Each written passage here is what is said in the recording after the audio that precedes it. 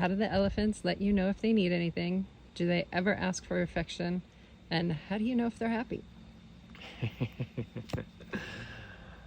Well, let's start with the last one. How do you know if they're happy? I guess it's easy to say that we never really know if they're happy. What we see signs of is emotion of joy, emotion that is a little bit of levity, a little bit of a lot of vocalizations, a lot of church, a lot of relaxation in their muscles in their face. And all of these things are indication of happy. Is the true emotion just happy? Is it a more complex emotion than happy? It's impossible for us to say. Do they show joy? Do they show that they're happy, that we perceive happy? Yes, and that can be in so many different ways. Sometimes it is just looking relaxed and content and calm and easy and tranquil, and with the soft rumbles, with the just soft expression in their eyes. And other times it's more joyful and more animated, with huge celebrations and huge trumpet parties and giant rumbles and a lot of interaction between one another, coming over to the fence and looking right at you and giving you a soft rumble or giving you a big rumble.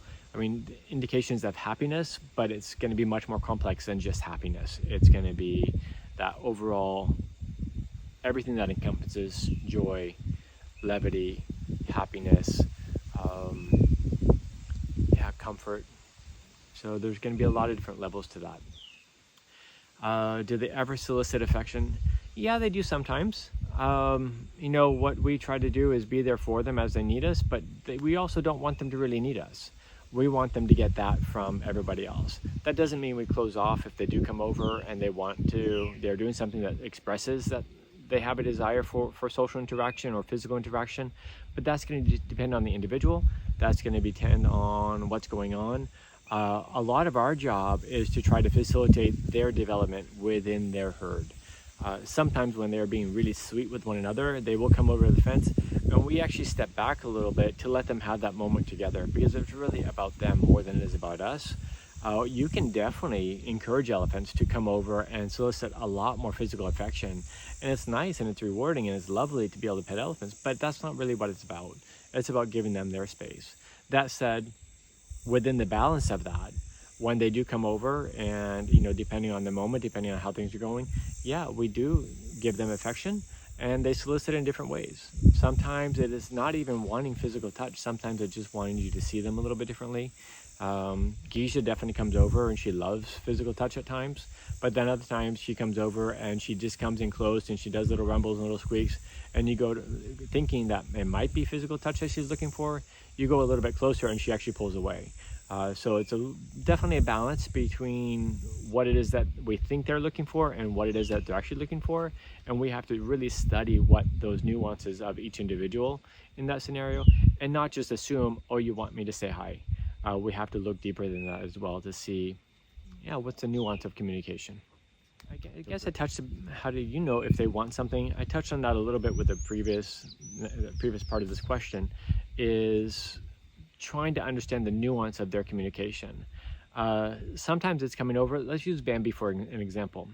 Sometimes she comes over and just kind of squishes her head against the fence and just kind of lowers her head and does a really slow, easy rumble. And a lot of times she doesn't really want you to touch her, but she wants to touch your legs with her trunk. She wants you to be close. It's not necessarily about you touching her. And that's about learning the individual. Maya did that the other day, and she just wanted me to touch all over her head by putting her head down low. Hannah really just wants you to see her.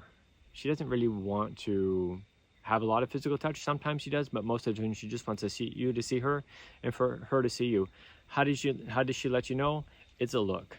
It's a look right through your soul. It's a look in your eyes, and it's a look when you look at her eyes, you're like, okay, this is one of those moments.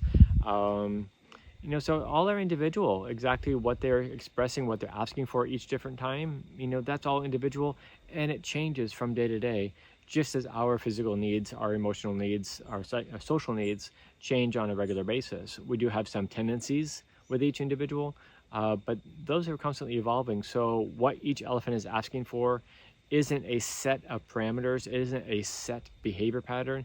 There's going to be much more inclusive to that. It's not just waving, come over. It is a conversation. It's a conversation about not necessarily verbal. It's a conversation about their physical posture. It's a conversation about their the way it looks in their eyes, their muscle tension, their body position along the fence.